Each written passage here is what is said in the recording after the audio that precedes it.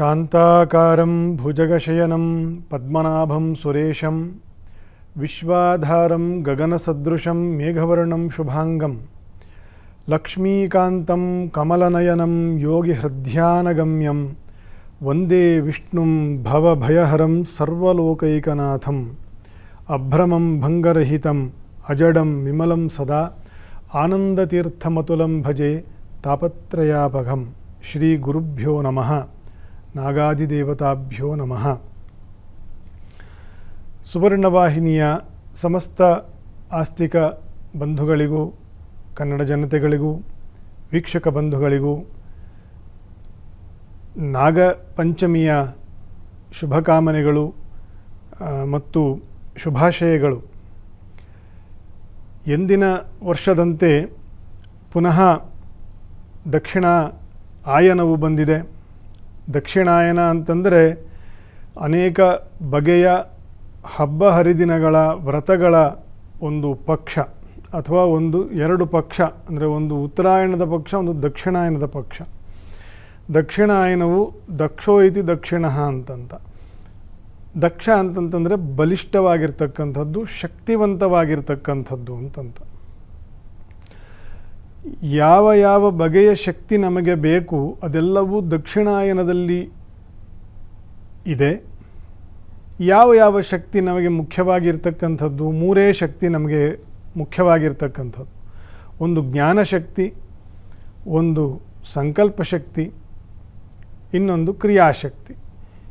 ಇಂತಹದನ್ನು ಬೇಕು ಅಂತಕ್ಕಂತಹ ಜ್ಞಾನವನ್ನು ಪಡಿತಕ್ಕಂಥದ್ದು, ಅದರ ಬಗ್ಗೆ ಸಂಕಲ್ಪವನ್ನು ಮಾಡ್ತಕ್ಕಂಥದ್ದು ಮತ್ತು ಅದರ ಬಗ್ಗೆ ಕ್ರಿಯಾಶೀಲತೆಯನ್ನು ಕರ್ಮವನ್ನು ಮಾಡ್ತಕ್ಕಂಥದ್ದು. ಜ್ಞಾನವನ್ನೆಲ್ಲ ನಾವು ಉತ್ತರಾಯಣದಲ್ಲಿ ಅದಕ್ಕೆ ಅನುಸಂಧಾನ ಇದೆ ಶಾಸ್ತ್ರಗಳಲ್ಲಿ. ಅದರ ಈ ಎಲ್ಲ ಒಟ್ಟು ಬಗೆಯ ಮನುಷ್ಯನಿಗೆ ಬೇಕಾಗಿರ್ತಕ್ಕಂತಹ ಶಾರೀರಿಕ, ಮಾನಸಿಕ ಮತ್ತು ಆಧ್ಯಾತ್ಮಿಕವಾಗಿರ್ತಕ್ಕಂತಹ ಉನ್ನತಿಯನ್ನು, ಅದಕ್ಕೆ ಬೇಕಾಗಿರ್ತಕ್ಕಂತಹ ಪುಷ್ಟಿಯನ್ನು ದಕ್ಷಿಣಾಯನದಲ್ಲಿ ನಾವು ನಮ್ಮ ಸಂಪ್ರದಾಯವನ್ನು ಚೆನ್ನಾಗಿ ಗಮನಿಸಿದಾಗ ನಾವು ಇದನ್ನು ನೋಡಬಹುದಾಗಿದೆ. ಹಬ್ಬ ಹರಿದಿನಗಳು ಮುಖ್ಯವಾಗಿ ಉತ್ತರಾಯಣಕ್ಕೆ ಹೆಚ್ಚು ಮೀಸಲಾಗಿರ್ತಕ್ಕಂಥದ್ದು. ಜನವರಿ 14ರಿಂದ ಜೂನ್ 14ರವರೆಗೂ ಅಂತಂತ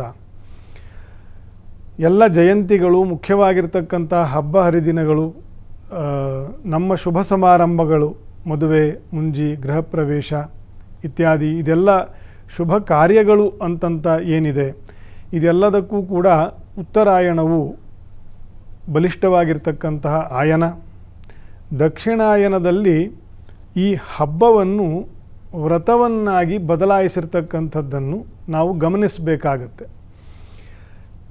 ದಕ್ಷಿಣಾಯನದಲ್ಲಿ ಅನೇಕ ಹಬ್ಬಗಳು ಬರ್ತಕ್ಕಂಥದ್ದು. ಅದಕ್ಕೆ ಮುಖ್ಯವಾಗಿ ಮಣ್ಣೆತ್ತಿನ ಅಮಾವಾಸ್ಯೆ ಆಷಾಢದ ಕೊನೆಯಲ್ಲಿ ಬರ್ತಕ್ಕಂಥದ್ದು.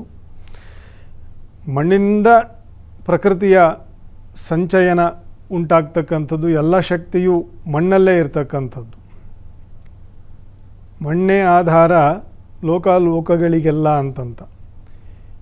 ಮಣ್ಣ ಬಿಟ್ಟು ಅನ್ಯ ಆಧಾರ ಉಂಟೆ ಅಂತ ಒಂದು ಕಡೆ ಉದ್ಗಾರ ಮಾಡ್ತಾರೆ ಕವಿಗಳು. ಮಣ್ಣಿಗೂ ಒಂದು ಆಧಾರ ಉಂಟು ಅಂತಕ್ಕಂತಹ ವಿಜ್ಞಾನವನ್ನು, ಸೂಕ್ಷ್ಮವಾಗಿರ್ತಕ್ಕಂತಹ ವಿಜ್ಞಾನವನ್ನು ನಮ್ಮ ಪ್ರಾಚೀನರು ಕಂಡುಕೊಂಡಿದ್ದರು. ಅದೇ ಈ ನಾಗರ ಆರಾಧನೆ, ಶಕ್ತಿ ಆರಾಧನೆ ಅಂತಂತ ಪ್ರಾಚೀನದಿಂದ ಈ ಅನಂತನ ಹಬ್ಬ ಅಥವಾ ನಾಗಪಂಚಮಿ ಇಂದ ಶುರು ಆಗ್ತಕ್ಕಂಥದ್ದು ಶ್ರಾವಣ ಮಾಸದಲ್ಲಿ. ಯಾಕೆ ಮಣ್ಣಿಗಿಂತ ಎಲ್ಲ ಶಕ್ತಿಯೂ ಮಣ್ಣಲ್ಲೇ, ಮಣ್ಣಿಗೂ ಒಂದು ಶಕ್ತಿ ಉಂಟು ಅಂತಂತ. ಮಣ್ಣನ್ನು ಹಿಡಿದು ಬಲ್ಲಂತಹ ಒಂದು ಶಕ್ತಿ ಇದೆ. ಅದನ್ನು ಸಂಕರ್ಷಣ ಶಕ್ತಿ ಅಂತಂತ ಶಾಸ್ತ್ರಗಳಲ್ಲಿ ವರ್ಣನೆ ಮಾಡಿದ್ದಾರೆ. ಭಗವಂತನ ಪಂಚರೂಪ ಉಂಟು. ವಾಸುದೇವ, ಅನಿರುದ್ಧ, ಪ್ರದ್ಯುಮ್ನ, ಸಂಕರ್ಷಣ, ನಾರಾಯಣ. ಮೂಲ ರೂಪ ನಾರಾಯಣನ 4ನೇ ಒಂದು ರೂಪ ಈ ಸಂಕರ್ಷಣ ರೂಪ ಅಂತಂತ ಶಾಸ್ತ್ರ ಪ್ರಸಿದ್ಧವಾಗಿರ್ತಕ್ಕಂಥದ್ದು. ಸಂಕರ್ಷಣೋ ಅನಿರುದ್ಧಶ್ಚ ಶೇಷಾದ್ರಿಪತಿರೇವಚ. ಈ ಸಂಕರ್ಷಣ ರೂಪಿ ಭಗವಂತ ಯಾವ ರೀತಿ ಇದ್ದಾನೆ ಅಂತಂತ ಶಾಸ್ತ್ರಗಳಲ್ಲಿ ಉಲ್ಲೇಖ ಉಂಟು. ಅವನಲ್ಲಿ ಮುಸಲಾಯುಧವನ್ನು ಹಿಡ್ಕೊಂಡಿರ್ತಕ್ಕಂಥದ್ದು, ಗದೆಯನ್ನು ಹಿಡ್ಕೊಂಡಿರ್ತಕ್ಕಂಥದ್ದು, ಅಭಯವನ್ನು ಹಿಡ್ಕೊಂಡಿರ್ತಕ್ಕಂಥ ಮಹಾವಿಷ್ಣುವಿನ ರೂಪ ಈ ಸಂಕರ್ಷಣ ರೂಪ ಅಂತಂತ ಪ್ರಖ್ಯಾತವಾಗಿದೆ. ಅಂತಹ ಸಂಕರ್ಷಣ ಶಕ್ತಿಯು ಭೂಮಿಯ ಮೇಲೆ ನಾವು ಇರುವುದರಿಂದ ನಮಗೆ ಅದರ ಭೌತಿಕ ಕಣ್ಣುಗಳಿಗೆ ಅದು ಕಾಣುವುದಿಲ್ಲ. ಅನಿರುದ್ಧ ಶಕ್ತಿಯು ನಮ್ಮ ಕಣ್ಣಿಗೆ ಕಾಣುತ್ತೆ. ಏನಪ್ಪ, ಅಂತರಿಕ್ಷವು ನಮ್ಮ ಕಣ್ಣಿಗೆ ಕಾಣುತ್ತೆ. ನಕ್ಷತ್ರಗಳಿದೆ, ಆಕಾಶ ಇದೆ, ಆಕಾಶದಲ್ಲಿ ಒಂದು ಅಗೋಚರವಾಗಿರ್ತಕ್ಕಂಥ ನೀಲಿ ಬಣ್ಣ ಇದೆ, ಸೂರ್ಯನಿದ್ದಾನೆ, ಅದರಿಂದ ಇತರ ಚಂದ್ರಾದಿ ಗ್ರಹ ತಾರೆಗಳಿದೆ. ಇದೆಲ್ಲವನ್ನು ನಾವು ನಮ್ಮ ಭೌತಿಕ ಕಣ್ಣಿಂದ ನೋಡಬಹುದು. ಆದರೆ ಭೂಮಿಯ ಕೆಳಗಡೆ, ಭೂಮಿಯ ಸುತ್ತಮುತ್ತ ಅದನ್ನು ತನ್ನ ಕಕ್ಷೆಯಲ್ಲಿ ಹಿಡಿದು ನಿಂತಿರ್ತಕ್ಕಂತಹ ಒಂದು ಅಚಿಂತ್ಯವಾಗಿರ್ತಕ್ಕಂತಹ ಒಂದು ಶಕ್ತಿ, ಸಂಕರ್ಷಣ ಶಕ್ತಿ, ಅದು ನಮ್ಮ ಈ ಭೌತಿಕ ಕಣ್ಣಿಗೆ ಕಾಣುವುದಿಲ್ಲ. ಅಂತಹ ಕಾಣದ ಒಂದು ಶಕ್ತಿಗೆ ನಾಗ ಅಂತ ಹೆಸರು.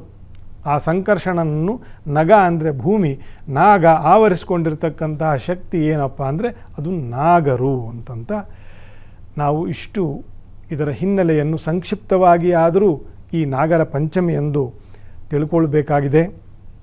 ಮತ್ತು ಇದರ ಬಗ್ಗೆ ಇದು ಇಷ್ಟು ಹೀಗಿದೆ ಅಂತಂತ ನಾವು ಆಶ್ಚರ್ಯವನ್ನು ಕೂಡ ಪಡಬಹುದಾಗಿದೆ. ಇಂತಹ ಒಂದು ಶಕ್ತಿ ಯಾಕಾಗಿ ನಾಗರು ಅಂತ ಕರೀತಾರೆ ಅಂತ.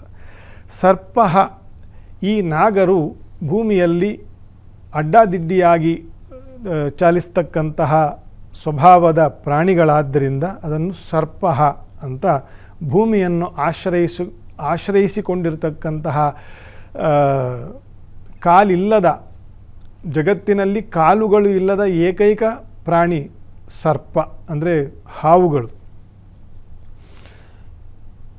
ಅತ್ಯಂತ ಬಲಿಷ್ಠವಾಗಿರ್ತಕ್ಕಂತಹ ಗ್ರಹಣ ಶಕ್ತಿ ಇರ್ತಕ್ಕಂಥದ್ದು ಕೂಡ ಸರ್ಪಗಳಿಗೆ. ಹಾಗಾಗಿ ಭೂಮಿಯಲ್ಲಿ ಸಂಚಾರ ಮಾಡ್ತಕ್ಕಂಥ ಅನೇಕ ಬಗೆಯ ಹಾವುಗಳಿಗೆ ಸರ್ಪ ಅಂತಂತ ಕರೀತಾರೆ. ದೇವತಾ ಅಂದರೆ ಅಂತರಿಕ್ಷದಲ್ಲಿ ಇರ್ತಕ್ಕಂತಹ ನಾಗಶಕ್ತಿಗಳನ್ನು ಅದನ್ನು ನಾಗ ಅಂತ ಕರೀತಾರೆ. ನಾಗ ಅಂದರೆ ಅಂತರಿಕ್ಷವೂ ಹೌದು, ನಗ ಅಂದರೆ ಭೂಮಿಯೂ ಹೌದು. ಹಾಗಾಗಿ ಇದೆರಡರ ಮಧ್ಯ ಇರತಕ್ಕಂತಹ ಒಂದು ಪುಣ್ಯ ಲೋಕ ಉಂಟು, ಅದನ್ನು ನಾಕ ಅಂತ ಕರೀತಾರೆ. ನಾಕ ಅಂದರೆ ಸ್ವರ್ಗ ಅಂತ.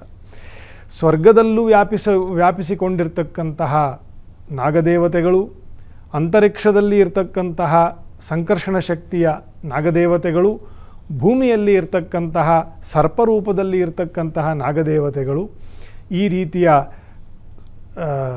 ನಾಗರನ್ನು ಸೃಷ್ಟಿಯ ಕಾಲದಲ್ಲಿ, ಮನುಷ್ಯನ ಸೃಷ್ಟಿಗಿಂತ ಹಳೆಯ ಸೃಷ್ಟಿ ನಾಗರ ಸೃಷ್ಟಿ ಅಂತಂತ ಬ್ರಹ್ಮಾಂಡ ಪುರಾಣದಲ್ಲಿ ಹೇಳ್ತಾರೆ. ಹಾಗಾಗಿ ಇವರು ಪೂಜ್ಯರು. ಜಗತ್ತಿನಲ್ಲಿ ಇರತಕ್ಕಂತಹ ಎಲ್ಲ ಪ್ರಾಣಿಗಳು, ಎಲ್ಲ ಬಗೆಯ ಜೀವರಾಶಿಗಳು ಕೂಡ ಭಗವಂತನ ಆವಾಸ ಸ್ಥಾನ ಅಂತ ಸಾರಿರ್ತಕ್ಕಂತಹ ವೇದಗಳೇ ಇದಕ್ಕೆ ಸಾಕ್ಷಿ. ಹಾಗಾಗಿ ಈ ನಾಗನಲ್ಲಿ ಇರತಕ್ಕಂತಹ ಕೂಡ ಪರಮಾತ್ಮನ ಒಂದು ಆರಾಧನೆಯ ರೂಪವೇ ನಾಗ ಪಂಚಮಿ. ಈ ನಾಗ ಪಂಚಮಿಯು ದಕ್ಷಿಣಾಯನದಲ್ಲಿ ಬರತಕ್ಕಂತಹ ಮೊದಲನೇ ಶಕ್ತಿಯ ಉಪಾಸನೆಯ ಸಂಕೇತ. ಇದರೊಂದಿಗೆ ಇನ್ನೊಂದು ಮುಖ್ಯವಾಗಿರ್ತಕ್ಕಂತಹ ಆರಾಧನೆ ಅಂದೇ ಗರುಡ ಪಂಚಮಿ ಕೂಡ ಆಚರಣೆಯಲ್ಲಿ ಇರತಕ್ಕಂಥದ್ದು. ಶಾಸ್ತ್ರಗಳಲ್ಲಿ ಇರತಕ್ಕಂಥದ್ದು ನಾಗ ಚತುರ್ಥಿ, ಗರುಡ ಪಂಚಮಿ. ಇದಕ್ಕೂ ಕಾರಣ ಉಂಟು.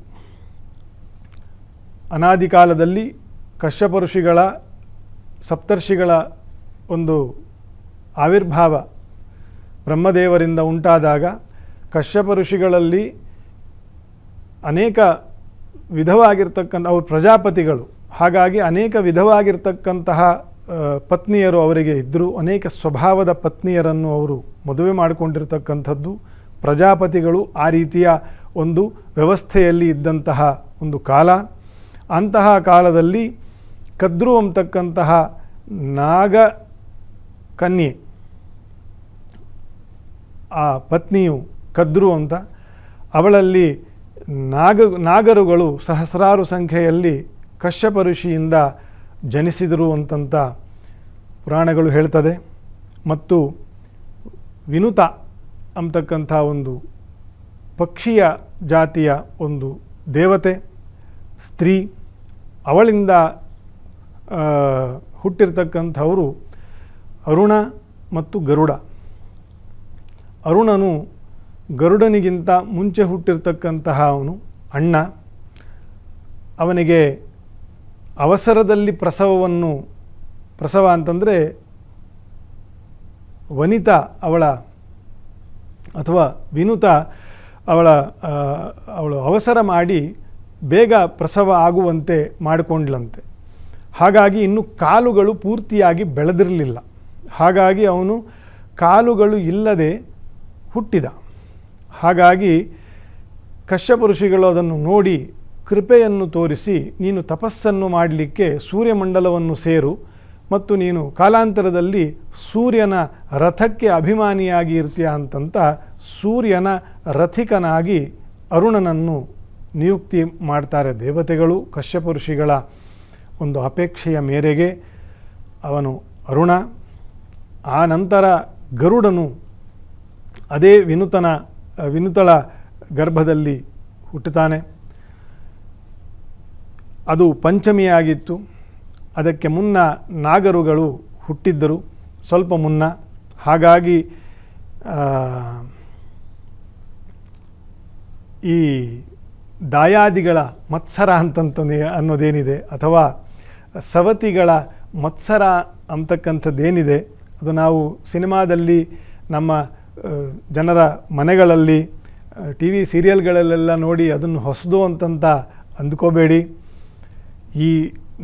ನಮ್ಮ ಜೀವನದಲ್ಲಿ ಯಾವ್ಯಾವ ಒಳ್ಳೆಯದು ಕೆಟ್ಟದ್ದನ್ನು ಏನೇನು ನೋಡ್ತೀವೋ ಅದೆಲ್ಲವೂ ಕೂಡ ಈ ಸೃಷ್ಟಿಯಷ್ಟೇ ಅನಾದಿಯಾಗಿರ್ತಕ್ಕಂಥದ್ದು. ಎಲ್ಲ ಒಳ್ಳೆಯದು ಅನಾದಿಯೇ, ಎಲ್ಲ ಕೆಟ್ಟ ಗುಣಗಳು ಅನಾದಿಯೇ.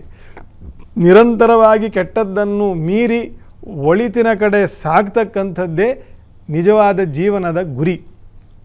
ಆ ಗುರಿಗೆ ನಮ್ಮನ್ನು ಹಚ್ಚತಕ್ಕಂಥದ್ದೇ ನಮ್ಮ ಧರ್ಮ ಸಂಪ್ರದಾಯಗಳು.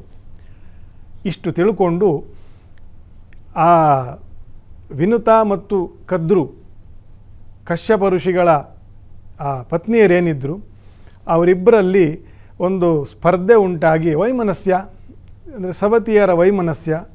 ಕಥೆ ತುಂಬ ಡೀಟೇಲ್ ಆಗಿ ಇರೋದರಿಂದ ಕಿಂಚಿತ್ತಾದರೂ ಇಂತಹ ದಿನಗಳಲ್ಲಿ ಇದರ ಹಿನ್ನೆಲೆಯನ್ನು ನಾವು ತಿಳ್ಕೊಂಡು ನಾಗಾರಾಧನೆಯನ್ನು ಅಥವಾ ಹಬ್ಬ ಹರಿದಿನಗಳನ್ನು ನಾವು ಆಚರಣೆ ಮಾಡಬೇಕಾಗಿರ್ತಕ್ಕಂಥದ್ದು ನಮ್ಮ ಕರ್ತವ್ಯ ಅಂತಂತ ಹೇಳ್ತಾ ಇದ್ದೀನಿ. ಮತ್ತು ಅದಕ್ಕೆ ಆ ಒಂದು ಸ್ಪರ್ಧೆ ಏನು ಉಂಟಾಯಿತು, ಆ ಸ್ಪರ್ಧೆಯಲ್ಲಿ ಈ ಗರುಡನ ತಾಯಿ ಸೋತು, ಗರುಡ ಹುಟ್ಟುವುದಕ್ಕಿಂತ ಸ್ವಲ್ಪ ಮುನ್ನ ಈ ಸರ್ಪರ ತಾಯಿ ಏನಿದ್ದಾಳೆ ಕದ್ರು, ಅವಳ ದಾಸಿಯಾಗಿ ಇರ್ತಾಳೆ. ಗರುಡನ ತಾಯಿ ಸರ್ಪರ ತಾಯಿಯ ದಾಸಿ. ವೀಕ್ಷಕರು ಯೋಚನೆ ಮಾಡಬೇಕು. ಎಲ್ಲರೂ ಯೋಚನೆ ಮಾಡ್ತಾರೆ, ನನಗೆ ರಾಹು ದೋಷ ಇದೆಯಾ, ನಾಗದೋಷ ಇದೆಯಾ, ಕುಜದೋಷ ಇದೆಯಾ ಅಂತಂತ ನೂರಾರು ಜನರು ಕೇಳ್ತಾರೆ. ಏನೇನೋ ಗಾಬರಿಯನ್ನು ಮಾಡಿಕೊಳ್ತಾರೆ. ಆದರೆ ಈ ಗರುಡನು ಹುಟ್ಟುವುದಕ್ಕೆ ಮುಂಚೆಯೇ ಅವನಿಗೆ ನಾಗಬಾಧೆ ಇತ್ತು. ಆಶ್ಚರ್ಯ ಅಲ್ವಾ? ಹಾಗಾಗಿ ಜೀವಭೇದ, ಜೀವರಿಗೆ ಇರ್ತಕ್ಕಂತಹ ಒಂದೇ ಮನೆಯಲ್ಲಿ ಒಂದೇ ಕುಲದಲ್ಲಿ ಹುಟ್ಟಿದ್ರೂ ಕೂಡ, ಒಂದೇ ತಾಯಿಯ ಹೊಟ್ಟೆಯಲ್ಲಿ ಹುಟ್ಟಿದ್ರೂ ಕೂಡ ಒಬ್ಬರನ್ನೊಬ್ಬರು ಪ್ರೀತಿಸ್ತಾರೆ, ಒಬ್ಬರನ್ನೊಬ್ಬರು ಸ್ಪರ್ಧೆ ಮಾಡ್ತಾರೆ, ಒಬ್ಬರನ್ನೊಬ್ಬರು ದ್ವೇಷ ಮಾಡ್ತಾರೆ. ಇದು ಪ್ರಕೃತಿಯ ಗುಣ ಮಾತ್ರವೇ ಆಗಿದೆ ಅಂತಕ್ಕಂಥದ್ದನ್ನು ಈ ಗರುಡ ಮತ್ತು ನಾಗರ ತತ್ವಗಳಿಂದ ನಾವು ತಿಳ್ಕೊಳ್ಬೇಕಾಗಿದೆ. ಹೀಗೆ ತಿಳ್ಕೊಳ್ಳೋಕ್ಕೆ ಅದಕ್ಕೆ ಸಾಧ್ಯ ಕೂಡ. ಹಾಗಾಗಿ ಇಂತಹ ಸಂದರ್ಭದಲ್ಲಿ ಹುಟ್ಟಿರ್ತಕ್ಕಂತಹ ಗರುಡನು ಪಂಚಮಿಯಂದು ಹುಟ್ಟಿದ್ದು. ಅವನು ಮಹಾವೈಷ್ಣವಾಂಶದಲ್ಲಿ ಹುಟ್ಟಿರ್ತಕ್ಕಂತಹ ದೇವತೆಯು. ಮುಂದೆ ಅವನು ಅತ್ಯುನ್ನತವಾಗಿರ್ತಕ್ಕಂಥ ಸಾಧನೆಯನ್ನು ಮಾಡಿ ವಿಷ್ಣು ಸಾನ್ನಿಧ್ಯವನ್ನು ಮಹಾವಿಷ್ಣುವಿನ ನಿತ್ಯ ಸಾನ್ನಿಧ್ಯವನ್ನು ವಹಿಸ್ತಕ್ಕಂತಹ ವಿಷ್ಣುವಿನ ವಾಹನನಾಗಿ ಪದವಿಯನ್ನು ಪಡ್ಕೊಂಡಿದ್ದು ಮತ್ತು ಈ ಸರ್ಪರು ಚತುರ್ಥಿಯಂದು ಹುಟ್ಟಿದ್ದು, ಹಾಗಾಗಿ ಇದು ನಾಗ ಚತುರ್ಥಿ ಗರುಡ ಪಂಚಮಿ ಅಂತಂತ ಇದರ ಹಿನ್ನೆಲೆ ಇದೆ. ಇಂತಹ ಕಾಲಕ್ರಮೇಣ ಯುಗಗಳು ಕಳೆದರೂ ಕೂಡ ಇದು ಆಚರಣೆಯಲ್ಲಿ ನಮ್ಮ ಧರ್ಮಶಾಸ್ತ್ರಗಳ, ನಮ್ಮ ಹಿಂದಿನವರ ಸಂಪ್ರದಾಯಗಳ ಮೂಲಕ ಇವತ್ತಿಗೂ ಆಚರಣೆಯಲ್ಲಿ ಮುಂದುವರಿತಾ ಇದೆ. ಈ ಕಲಿಯುಗದಲ್ಲೂ ಕೂಡ ಈ ಗರುಡನನ್ನು ಆರಾಧನೆ ಮಾಡ್ತಕ್ಕಂತಹ ಕುಲಗಳು ಬಹಳ ಕಡಿಮೆ ಹಿಂದಿನ ಕಾಲದಿಂದಲೂ. ಹಾಗಾಗಿ ಗರುಡ ಪಂಚಮಿಯು ಕೆಲವು ಸೆಲೆಕ್ಟೆಡ್ ಕುಲಗಳು ಮಾತ್ರ ಗರುಡ ಪಂಚಮಿಯನ್ನು ಈ ಹೆಚ್ಚು ಅಯ್ಯಂಗಾರಗಳಲ್ಲಿ ಇದರ ಆಚರಣೆ ಇದೆ. ಅದರ ಹೊರತಾಗಿ ಬಹುತೇಕ 90% ಜಾಸ್ತಿ ನಾಗನ ಆರಾಧನೆಯನ್ನು ಚತುರ್ಥಿಯಂದು ಮಾಡ್ತಾರೆ, ಪಂಚಮಿಯಂದು ಮಾಡ್ತಾರೆ. ಚತುರ್ಥಿಯಂದು ಉಪವಾಸವನ್ನು ಮಾಡಿ, ಹೇಗೆ ನಾವು ಸಂಕಷ್ಟಹರ ಗಣಪತಿಯ ಉಪವಾಸವನ್ನು ಮಾಡಿ ವ್ರತವನ್ನು ಮಾಡ್ತೀವೋ ಹೆಚ್ಚು ಕಮ್ಮಿ ಅದೇ ಥರ ನಾಗರ ಪಂಚಮಿಯ ಚತುರ್ಥಿಯಂದು ಉಪವಾಸವನ್ನು ಮಾಡಿ ಸಂಪ್ರದಾಯ ಇಟ್ಟುಕೊಂಡಿರ್ತಕ್ಕಂಥವರು. ಪಂಚಮಿಯಂದು ನಾಗರ ಕಲ್ಲುಗಳಿಗೆ ಅಭಿಷೇಕವನ್ನು ಮಾಡಿ, ಅದಕ್ಕೆ ಅಲಂಕಾರ ಷೋಡಶೋಪಚಾರ ಪೂಜೆಯನ್ನು ಮಾಡಿ, ಉಮಾಮಹೇಶ್ವರರಿಗೂ ನೈವೇದ್ಯವನ್ನು ಮಾಡಿ, ವೈಷ್ಣವರಾದರೆ ಲಕ್ಷ್ಮೀನಾರಾಯಣ ದೇವರಿಗೆ ಪೂಜೆಯನ್ನು ಮಾಡಿ, ಆಮೇಲೆ ತಂಬಿಟ್ಟಿನ ಆರತಿಯನ್ನು ಮತ್ತು ಪ್ರಸಾದವನ್ನು ಊಟ ಮಾಡ್ತಕ್ಕಂಥದ್ದು. ಈ ರೀತಿಯ ಒಂದು ಆಚರಣೆ ನಾಗರ ಚತುರ್ಥಿಯ ಉಪವಾಸ, ನಾಗರ ಪಂಚಮಿಯಂದು ಹಬ್ಬ ಅಂತ. ಇದರ ಒಂದು ಹಿನ್ನೆಲೆ ಇಷ್ಟು. ಈ ನಾಗರ ವಿಷಯದಲ್ಲಿ ಅನೇಕವಾಗಿರತಕ್ಕಂತಹ ಸತ್ಫಲಗಳನ್ನು ಶಾಸ್ತ್ರಗಳಲ್ಲಿ ಹೇಳಿದ್ದಾರೆ.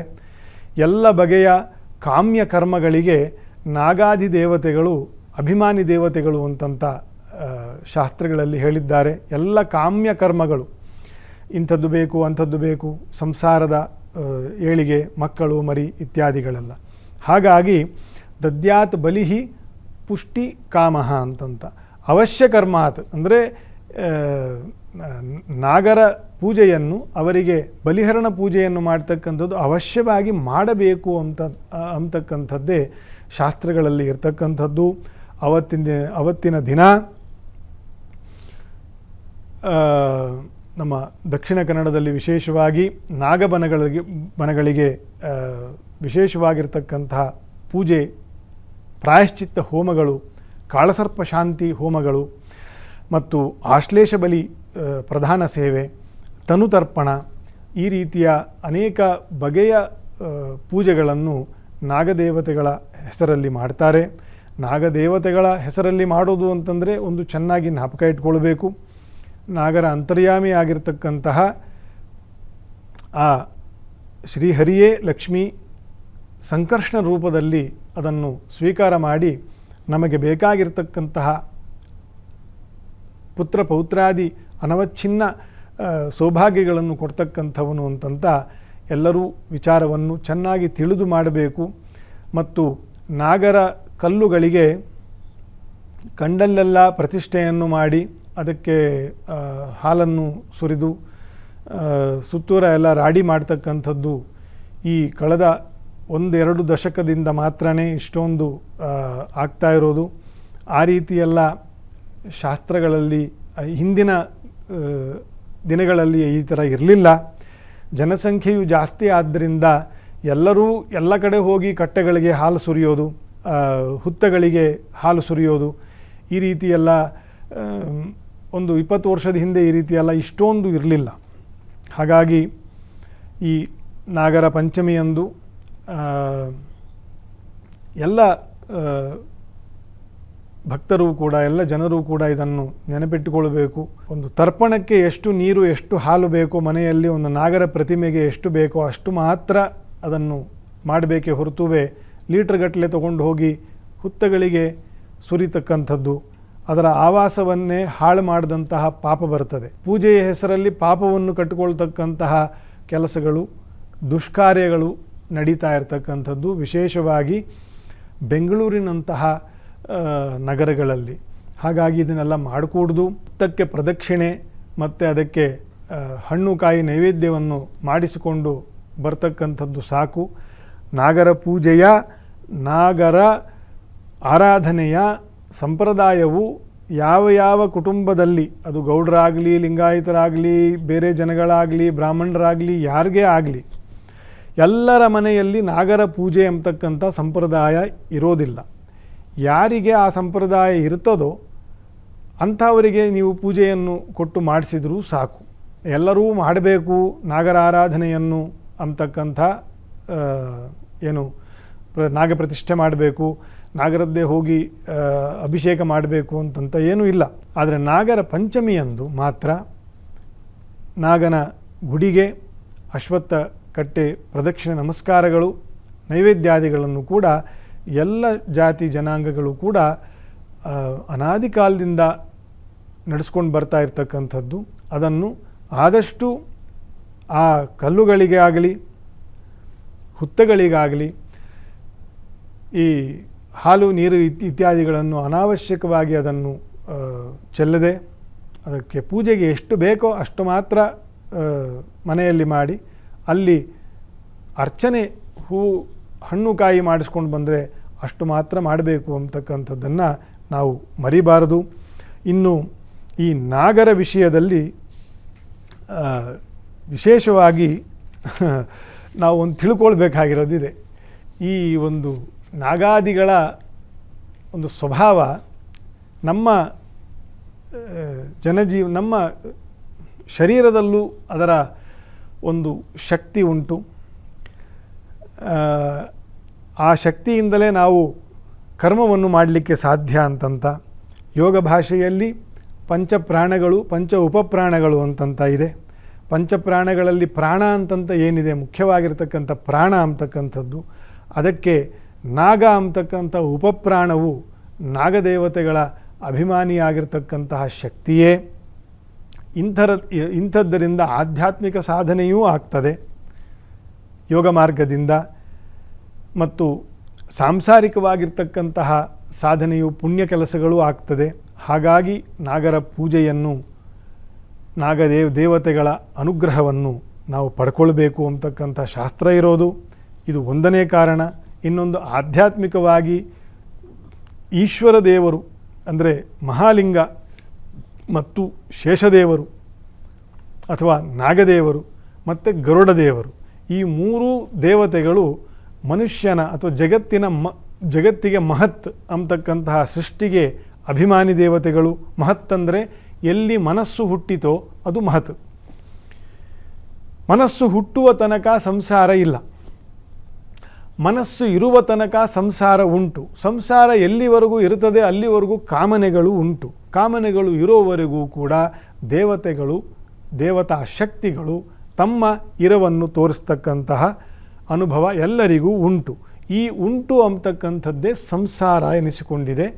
ಈ ಹಬ್ಬ ಹರಿದಿನಗಳೆಲ್ಲವೂ ಕೂಡ ಬಹುತೇಕವಾಗಿರ್ತಕ್ಕಂತಹ ಅರ್ಥವು ಈ ಸಾಂಸಾರಿಕವಾಗಿರ್ತಕ್ಕಂತಹ ಧರ್ಮ ಕರ್ಮಗಳನ್ನು ಜನಸಮುದಾಯದಲ್ಲಿ ಅದರ ಆಚರಣೆಗಳನ್ನು, ಅದರ ಸತ್ಫಲಗಳನ್ನು, ಆಚಾರ ವಿಚಾರಗಳನ್ನು ಜನರು ತಿಳಿಯಲಿ, ಬಳಸಲಿ, ಸತ್ಫಲಗಳನ್ನು ಪಡೆದು ಸುಖವಾಗಿ ಇರಲಿ ಅಂತಕ್ಕಂತಹ ಒಂದೇ ಉದ್ದೇಶದಿಂದ ಈ ಹಬ್ಬ ಹರಿದಿನಗಳನ್ನು ನಾಗದೇವತೆಗಳ ಹೆಸರಲ್ಲಿ ಮಾಡ್ತಕ್ಕಂಥದ್ದು. ಹಾಗಾಗಿ ನಾಗರ ಪಂಚಮಿ, ಈ ನಾಗರ ಪಂಚಮಿಗೆ 3 ಮುಖ್ಯ ಶಕ್ತಿಗಳಿದೆ.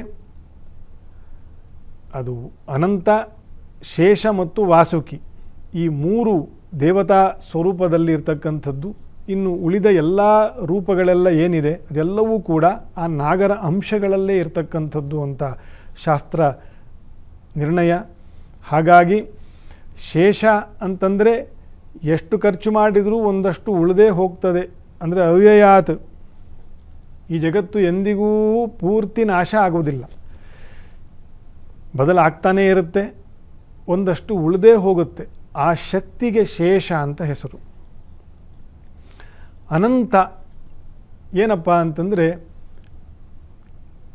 ಇದನ್ನು ಎಷ್ಟು ನಿರ್ಮಾಣ ಮಾಡ್ತಾ ಇದ್ದರೂ ಇದು ಬೆಳೀತಾನೇ ಹೋಗ್ತಕ್ಕಂಥದ್ದು. ಯಾವತ್ತೂ ಕೂಡ ಇದು ಇಲ್ಲಿಗೆ ನಿಂತುಕೊಳ್ತು ಈ ಜಗತ್ತು ಅಂತಂತಲ್ಲ. ಅದಕ್ಕೆ ಅನಂತ ಕೋಟಿ ಬ್ರಹ್ಮಾಂಡ ನಾಯಕ, ಅನಂತೋ ಹುತ ಭುಕ್ಭೋಕ್ತ ಸುಖದೋ ನೈಕಜೋಗ್ರಜ, ಅನಂತ ಶಕ್ತಿ ಅನಂತ ಪರಮಃ. ಇದು ಅನಂತವಾಗಿ ಬೆಳೀತಾ ಹೋಗ್ತಾ ಇರತಕ್ಕಂಥ ಅನಂತ ನಕ್ಷತ್ರಗಳು ಹುಟ್ಟುತ್ತಾನೇ ಇದೆ, ಅನಂತ ನಕ್ಷತ್ರಗಳು ಮಾಯವಾಗ್ತಾನೇ ಇದೆ. ನಮ್ಮ ಸೂರ್ಯಮಂಡಲದ ಆಚೆ ಇವತ್ತಿನ ವಿಜ್ಞಾನಿಗಳು ಇನ್ನೂ 5 ಸೂರ್ಯಮಂಡಲಗಳನ್ನು ಗುರುತಿಸಿದ್ದಾರಂತೆ ಈಗ. ಆದರೆ ನಮ್ಮ ಪುರಾಣದಲ್ಲಿ ವ್ಯಾಸರು ಹೇಳ್ತಾರೆ, ಗಣಪತಿಯ ಸ್ತೋತ್ರ ಎಲ್ಲರಿಗೂ ಗೊತ್ತಿದೆ, ಕೋಟಿ ಸೂರ್ಯ ಸಮಪ್ರಭಾ ಅಂತ. ಅದು ಸುಮ್ಮನೆ ಏನೋ ಕೋಟ್ಯಾಂತರ ಸೂರ್ಯರ ಸಮಪ್ರಭಾ ಅಂತಂತ ಹೇಳಿರ್ತಕ್ಕಂಥದ್ದಲ್ಲ. ನಿಜದಲ್ಲೂ ಈ ಬ್ರಹ್ಮಾಂಡದಲ್ಲಿ ಈ ಸೂರ್ಯನಿಗೆ ಸಾವಿರಾರು ಪಟ್ಟು ದೊಡ್ಡ ಸೂರ್ಯರು ಈ ಬ್ರಹ್ಮಾಂಡದ ಆಚೆ ಕಡೆ ಇದ್ದಾರೆ. ಅದರ ಜ್ಞಾನ ನಮ್ಮ ಸನಾತನ ಋಷಿಗಳಿಗೆ ಸ್ಪಷ್ಟ ಅರಿವಿತ್ತು. ಇಲ್ಲದವರ ಆ ಶಬ್ದವನ್ನು ಬಳಸೋದು ಹೇಗೆ? ಒಂದು ಸೂರ್ಯನನ್ನೇ ಕಣ್ಣು ಬಿಟ್ಟು ನೋಡೋಕ್ಕಾಗಲ್ಲ, ಇನ್ನು ಕೋಟಿ ಸೂರ್ಯ ಸಮಪ್ರಭಾ ಅಂತಂದರೆ ಸುಮ್ಮನೆ ಏನು ವಾಕ್ಯ ರಚನೆಗೋಸ್ಕರ ಮಾಡಿರ್ತಕ್ಕಂಥದ್ದ? ಹಾಗೆಲ್ಲ ಅಲ್ಲ. ಹಾಗಾಗಿ ಅಂತಹ ಅನಂತ ಬಗೆಯಾಗಿರ್ತಕ್ಕಂತಹ ಸೃಷ್ಟಿಯು ಅನಾದಿ ಕಾಲದಿಂದ ಮತ್ತು ಅನಂತ ಕಾಲದವರೆಗೂ ಕೂಡ ಇದು ವಿಸ್ತಾರಗೊಳ್ತಾನೇ ಇರ್ತದೆ. ಹಾಗಾಗಿ ಇದು ಅನಂತ. ಅಂತಹ ಅನಂತ ಆಗಿರ್ತಕ್ಕಂಥದ್ದಕ್ಕೆ ಒಂದು ಅಭಿಮಾನಿ ದೇವತೆ, ಅನಂತ ಅನ್ನಿಸ್ಕೊಂಡಿರ್ತಕ್ಕಂತಹ ಶೇಷದೇವನೇ ಆಗಿದ್ದಾನೆ. ಅವನ ಅಂತರ್ಯಾಮಿ ಮತ್ತು ಅವನ ಮೇಲೆ ಶಯನ ಮಾಡಿರ್ತಕ್ಕಂಥ ಶಾಂತಾಕಾರಂ ಭುಜಗ ಶಯನಂ ಅಂತಹ ಭುಜದಲ್ಲೇ ನಡೀತಕ್ಕಂಥವನು, ಕಾಲಿಲ್ಲದೆ ಇದ್ದರೂ ಕೂಡ ಭುಜದಲ್ಲೇ ನಡೀತಕ್ಕಂಥವನು ಭುಜಗ. ಈ ರೀತಿಯ ಅರ್ಥದಲ್ಲಿ ಅನಂತ ಒಂದು ಶೇಷ. ಇನ್ನೊಂದು ವಾಸುಕಿ, ವಾಸನಾದ್ ವಾಸುದೇವಸ್ಯ ವಾಸಿತಂ ಭುವನತ್ರಯಂ. ಎಲ್ಲ ಕಡೆ ನಾನು ಆಗಲೇ ಹೇಳಿದಂತೆ ಪೃಥ್ವಿ, ಸ್ವರ್ಗ ಮತ್ತು ಅಂತರಿಕ್ಷದಲ್ಲಿ ಇರತಕ್ಕಂತಹ ಸಂಕರ್ಷಣ ಶಕ್ತಿಯಾಗಿ ಎಲ್ಲ ಕಡೆ ವ್ಯಾಪಿಸಿಕೊಂಡಿರ್ತಕ್ಕಂತಹ ಒಂದು ಶಕ್ತಿ ಏನಿದೆ ಅದು ವಾಸುದೇವ ಶಕ್ತಿ. ಅವನೇ ಇನ್ನೊಂದು ರೂಪ ವಾಸುಕಿ ರೂಪ. ಹಾಗಾಗಿ ವಾಸುಕಿ, ಶೇಷ, ಅನಂತ. ಅನಂತಾಯ ನಮಃ, ಶೇಷಾಯ ನಮಃ, ವಾಸುಕೀನ್ ನಮಃ ಅಂತ ಈ 3 ನಾಮದಿಂದ ಸ್ಮರಣೆ ಮಾಡಿಕೊಂಡು ನಾಗರ ಪೂಜೆಯನ್ನು ಮಾಡಿ ಹೂ ತುಳಸಿಯನ್ನು ಇಟ್ಟು ನಮಸ್ಕಾರ ಮಾಡಿದರೂ ಕೂಡ ಅನಂತ ಹತ್ಯಾಪಾಪಗಳು ಅಂದರೆ ಒಬ್ಬರನ್ನು ಹಿಂಸೆ ಮಾಡಿರ್ತಕ್ಕಂಥ ಅನೇಕ ಪಾಪಗಳು ಪರಿಹಾರ ಆಗ್ತದೆ ಅಂತಂತ ಶಾಸ್ತ್ರ ಫಲದಲ್ಲಿ ಹೇಳಿದ್ದಾರೆ. ಈ ರೀತಿಯ ವಿಶೇಷದಲ್ಲಿ ವಿಶೇಷವಾಗಿರ್ತಕ್ಕಂತಹ ಒಂದು ಶಕ್ತಿ ನಾಗರ ಶಕ್ತಿಯಾಗಿದೆ. ಹಾಗಾಗಿ ಇದು ನಾಗರ ಪಂಚಮಿ ಎನಿಸಿದೆ. ನಾವು ಯಾವ ಸಂಕಲ್ಪದಲ್ಲಿ ಈ ನಾಗನ ಪೂಜೆಯನ್ನು ಮಾಡ್ತೇವೆ ಅಂತನೂ ಕೂಡ ಒಂದು ಕೊನೆಯದಾಗಿ ತಿಳ್ಕೊಳ್ಳೋಣ. ಎಲ್ಲ ಬಗೆಯ ಕಾಮನೆಗಳಿಗೆ ನಮ್ಮನ್ನು ಹಚ್ಚುವುದೇ ಈ ಪ್ರಾಣಶಕ್ತಿ ಮತ್ತು ಈ ನಾಗಶಕ್ತಿಗಳು. ಯಾಕೆಂದರೆ ಮನಸ್ಸಿಗೆ ಅಭಿಮಾನಿ ದೇವತೆಗಳು. ಈ ಕಾಮನೆಗಳ ಹಿಂದೆ ಓಡಿ ನಾವು ಅನೇಕವಾಗಿರ್ತಕ್ಕಂಥ ತಪ್ಪುಗಳನ್ನು ಕೂಡ ಮಾಡ್ತೇವೆ.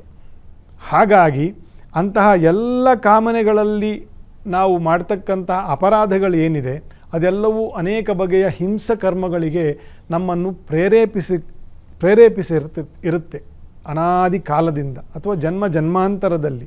ಅದೆಲ್ಲದರ ಪ್ರಾಯಶ್ಚಿತ್ತ ಕೂಡ ಈ ನಾಗದೇವರ ಪೂಜೆಯಿಂದ ಪರಿಹಾರ ಮಾಡ್ತಾನೆ ಭಗವಂತ ಅಂತಂತ ಶಾಸ್ತ್ರವಚನ. ಒಂದು ಸಂಕ್ಷಿಪ್ತವಾಗಿ ಯಾವ ರೀತಿಯ ದೋಷಗಳ ಪರಿಹಾರ ಈ ನಾಗದೇವತೆಗಳಿಂದ, ಹರಿ ಸಂಕರ್ಷಣ ಮೂರ್ತಿ ಪರಮಾತ್ಮನ ಅನುಗ್ರಹದಿಂದ ಪರಿಹಾರ ಆಗತ್ತೆ ಅಂತಂತ. ಸರ್ವವದ ದೋಷ ಪರಿಹಾರಾರ್ಥಂ, ಮುಖ್ಯವಾಗಿರ್ತಕ್ಕಂಥದ್ದು ಬೇರೆ ಯಾವ ಪೂಜೆಗಳಲ್ಲೂ ಕೂಡ ಈ ರೀತಿಯ ಸಂಕಲ್ಪಗಳು ಶಾಸ್ತ್ರಗಳಲ್ಲಿ ಇಲ್ಲ. ಗಣಪತಿ ದೇವರಿಗಿಲ್ಲ, ಸುಬ್ರಹ್ಮಣ್ಯ ದೇವರಿಗಿಲ್ಲ, ಈಶ್ವರ ದೇವರಿಗೆ ಮಾಡೋದು. ವಿಷ್ಣುವಿಗೆ ಪೂಜೆಯಲ್ಲಿ ಇಂಥ ಸಂಕಲ್ಪಗಳಿಲ್ಲ. ಈ ನಾಗದೇವತೆಗಳ ಸಂಕಲ್ಪದಲ್ಲಿ ಶುರುವಾಗುವುದೇ ಜ್ಞಾತ ಅಜ್ಞಾತಶ್ಚ, ಗೊತ್ತಿದ್ದು ಗೊತ್ತಿಲ್ಲದೆ ಇರತಕ್ಕಂತಹ ಸಂಭಾವಿತಾನಾಂ ಪಾಪಾನಾಂ ಸದ್ಯ ಸರ್ವ ವಧದೋಷ ಪರಿಹಾರಾರ್ಥಂ, ಎಲ್ಲ ಬಗೆಯ ನಾನು ಏನೇನೋ ವಧೆಗಳನ್ನು ಮಾಡಿರ್ತೀನಿ ಜನ್ಮಾಂತರದಲ್ಲಿ, ಅನ್ನಕ್ಕಾಗಿ, ದ್ವೇಷಕ್ಕಾಗಿ, ಏನೋ ಪಡ್ಕೊಳ್ಳೋಕ್ಕೋಸ್ಕರ, ಏನೋ ಕಾಮನೆಗೋಸ್ಕರ, ಈ ರೀತಿಯ ಅನೇಕ ಒಂದು ಇರುವೆಯಿಂದ ಅನೇಕ ಜಂತುಗಳನ್ನು ಕೊಂದಿರ್ತೀನಿ. ಇಂತಹ ಸರ್ವವಧದೋಷ ಪರಿಹಾರಾರ್ಥಂ ಸರ್ಪಶಾಪ ನಿವೃತ್ತಿಯರ್ಥಂ ಸರ್ಪಕ್ರೋಧ ನಿವಾರಣಾದಿ ಇತ್ಯಾದಿಗಳಿಂದ ನನ್ನನ್ನು ರಕ್ಷಣೆ ಮಾಡಲಿ ಭಗವಂತ, ಇಂತಹ ಒಂದು ದೋಷಗಳಿಂದ ನನ್ನನ್ನು ಪಾರು ಮಾಡಲಿ ಎಂಬತಕ್ಕಂಥ ಅಷ್ಟಕುಲ ನಾಗಾಂತರ್ಯಾಮಿ. ಕೆಳಗಡೆ ಅಷ್ಟಕುಲ ನಾಗರ ನಾಮಗಳು ಇದೆ. ಆ ಅಷ್ಟಕುಲದಲ್ಲೇ ಬರ್ತಕ್ಕಂಥದ್ದು ಎಲ್ಲ ಬಗೆಯ ಸರ್ಪರು ಅಂತಂತ ನಾವು ತಿಳ್ಕೊಳ್ಬೇಕಾಗತ್ತೆ. ಮತ್ತು ಅಸ್ಮಾಕಂ, ಈ ರೀತಿಯ ನನಗೆ ಮಾತ್ರ ಅಲ್ಲ ನನ್ನ ಕುಟುಂಬದವರಿಗೂ ಕೂಡ ಈ ಎಲ್ಲ ಬಗೆಯ ಹತ್ಯಾದೋಷಗಳು, ಎಲ್ಲ ಬಗೆಯ ಹಿಂಸೆಯನ್ನು ಸರ್ಪರು ಪ್ರತಿನಿಧಿಸ್ತಾರೆ. ಯಾಕಂದರೆ ಸರ್ಪರು ಕ್ರೋಧಕ್ಕೆ ಕೂಡ ಅಭಿಮಾನಿ ದೇವತೆಗಳು, ಮನಸ್ಸಿಗೆ ಅಭಿಮಾನಿ ದೇವತೆಗಳು, ಸಂಸಾರ ಕಾಮನೆಗಳಿಗೆ ಅಭಿಮಾನಿ ದೇವತೆಗಳು. ಹಾಗಾಗಿ ಅದರಿಂದ ಉಂಟಾಗ್ತಕ್ಕಂಥ ಪಾಪಗಳಿಗೂ ಕೂಡ ಅವರೇ ಅಭಿಮಾನಿ ದೇವತೆಗಳು. ಹಾಗಾಗಿ ಅವರೇ ಅದನ್ನು ಆ ಪಾಪಗಳನ್ನು ನಿವಾರಣೆ ಮಾಡಬೇಕು. ಅಂದರೆ ಅವರು ಸರ್ವಶಕ್ತರು ಅಂತಂತಾಯಿತು. ಆ ಸರ್ವಶಕ್ತಿ ಬಂದದ್ದು ಎಲ್ಲಿಂದ? ಅವರಲ್ಲಿ ಅಂತರ್ಯಾಮಿಯಾಗಿರ್ತಕ್ಕಂತಹ ಪ್ರಾಣಸ್ಥ ಶ್ರೀ ಲಕ್ಷ್ಮೀ ಸಂಕರ್ಷಣಮೂರ್ತಿ ಪರಮಾತ್ಮ, ಸಂಕರ್ಷಣ ರೂಪದಲ್ಲಿ ಇರತಕ್ಕಂಥ ಭಗವಂತನ ಅನುಗ್ರಹದಿಂದಲೇ ಅವರಿಗೆ ಆ ದೇವತಾ ಶಕ್ತಿಯು ಉಂಟಾಗಿರ್ತಕ್ಕಂಥದ್ದು. ಹಾಗಾಗಿ ನಮ್ಮ ಈ ಹಿಂಸಾ ಪಾಪಗಳನ್ನು ನೋಡಿ, ಹೀಗೆ ಪೂಜೆ ಮಾಡಿ, ಹಾಗೆ ಪೂಜೆ ಮಾಡಿ ಇಂಥ ಫಲ ಬರ್ತದೆ, ಇಷ್ಟು ನೈವೇದ್ಯ ಮಾಡಿ, ಅಷ್ಟು ಪನ್ನೀರಿಡಿ, ಇಷ್ಟು ಶ್ರೀಗಂಧ ಇಡಿ ಅಂತಕ್ಕಂಥದ್ದು ಅದು ಭೌತಿಕ ವಿಚಾರ ಆಯಿತು. ಇವತ್ತು ನಾವು ವಿಚಾರ ನಾವು ಸುವರ್ಣ ವಾಹಿನಿಯ ಅನುಕೂಲದಿಂದ ನಾವಿವತ್ತು ಏನು ಪ್ರಸಾರ ಮಾಡ್ತಾ ಇದ್ದೇವೆ ಚೆನ್ನಾಗಿ ವಿಚಾರ ಮಾಡಿಕೊಳ್ಳಿ, ಎರಡೆರಡು ಸತಿ ಕೇಳಿ. ಯಾಕಾಗಿ ನಾಗರ ಪೂಜೆ ಬಂತು, ಯಾಕೋಸ್ಕರ ನಾವು ಈ ನಾಗರ ಅನುಸಂಧಾನವನ್ನು ಯಾವ ರೀತಿ ಮಾಡಬೇಕು, ಯಾವ ಯಾವ ತತ್ವಗಳಿಗೆ ಇಂಥ ಒಂದು ಹಬ್ಬವು ಆಚರಣೆಯಲ್ಲಿ ಬಂದಿದೆ, ಇದನ್ನು ನಾವು ತಿಳ್ಕೊಳ್ಬೇಕಲ್ವಾ. ಇಂಥದ್ದನ್ನು ತಿಳ್ಕೊಂಡು ಪ್ರತಿಯೊಂದು ಆಗಿರ್ತಕ್ಕಂತಹ ವಿಶೇಷ ದಿನಗಳನ್ನು ಆಚರಣೆ ಮಾಡ್ತಕ್ಕಂಥದ್ದು. ಮತ್ತು ಯಾರ್ಯಾರಿಗೆ ಜನ್ಮಲಗ್ನ, ಜನ್ಮರಾಶಿ, ಜನ್ಮನಕ್ಷತ್ರ, ಪಂಚಮ, ಕುಜರಾಹು, ಕೇತು, ಗ್ರಹಣ, ಕ್ರೂರದೃಷ್ಟಿ, ಈ ಎಲ್ಲ ಗ್ರಹರ ಪಾಪಗ್ರಹರ ಕ್ರೂರದೃಷ್ಟಿ, ಈ ಎಲ್ಲ ದೋಷಗಳ ಪರಿಹಾರವೂ ಕೂಡ ನಾಗದೇವತೆಗಳ ಆರಾಧನೆಯಿಂದ ಪರಿಹಾರ ಆಗ್ತದೆ.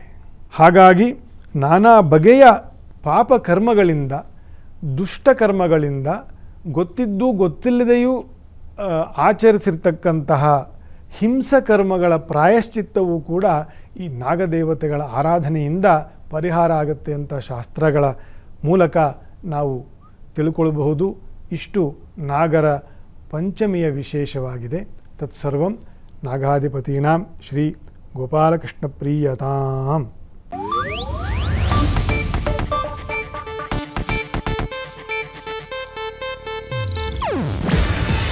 ಇದು ಏಷ್ಯಾನೆಟ್ ನ್ಯೂಸ್ ನೆಟ್ವರ್ಕ್ ಪ್ರಸ್ತುತಿ. ನೀವು ನೋಡ್ತಿದ್ದೀರಾ ಏಷ್ಯಾನೆಟ್ ಸುವರ್ಣ ನ್ಯೂಸ್.